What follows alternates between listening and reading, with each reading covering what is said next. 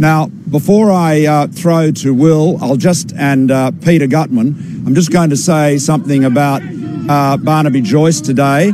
I've seen Barnaby's press conference, and I understand it's a very stressful time.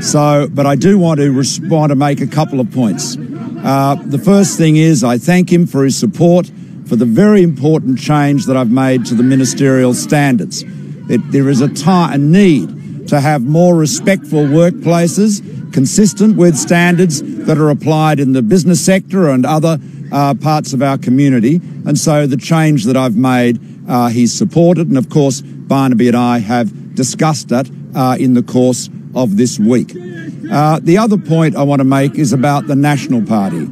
I have not sought in any way to influence the deliberations of the National Party. Neither I nor my colleagues have made any criticism of the National Party. Expressing views of disapproval or criticism of Barnaby's own conduct is not criticism of the National Party. Indeed, the sentiments that I expressed yesterday, which I stand by, but I don't need to repeat again now, those sentiments are quite consistent with those expressed by many members of the National Party itself. And that's all I have to say, having answered a lot of questions earlier about this matter in Hobart. I won't take any questions on it here in Launceston. Okay, Will? All right, thanks, Prime Minister. And yeah.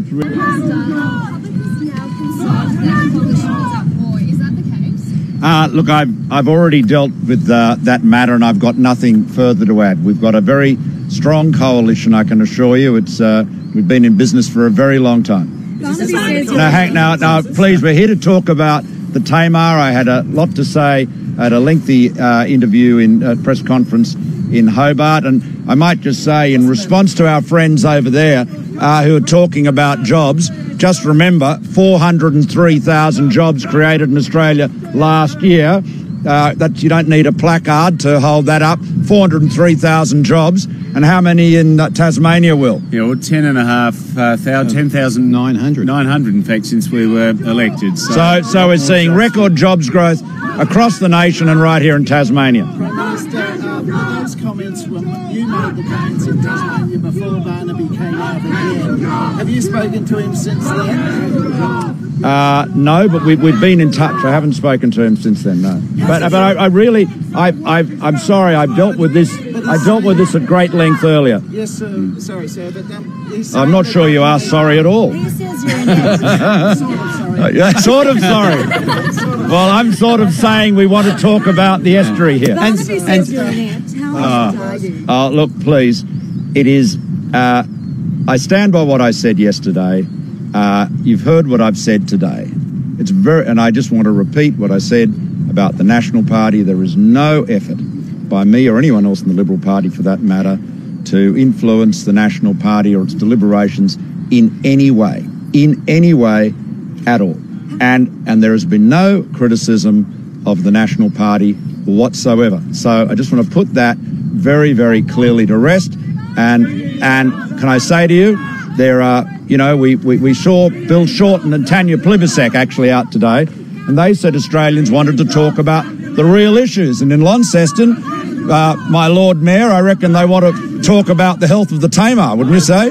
Absolutely. And they want to talk about the city deal, and they want to talk about jobs.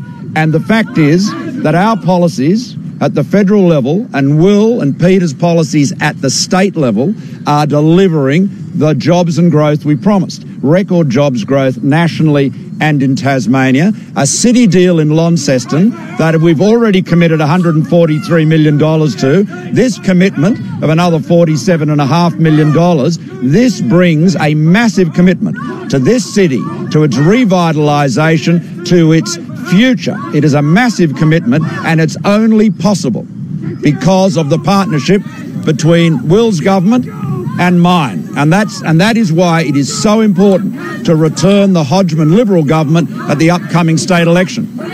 So we can hear the Prime Minister, Malcolm Turnbull, there batting off some of the loud noise from protesters in the background there in Launceston, batting off questions from journalists too about his relationship with Barnaby Joyce. He said that it was a very stressful time for his deputy, and he ran through a couple of things critically. He said he stood by his comments yesterday, what he said and his personal criticisms of his deputy's personal life and actions in that.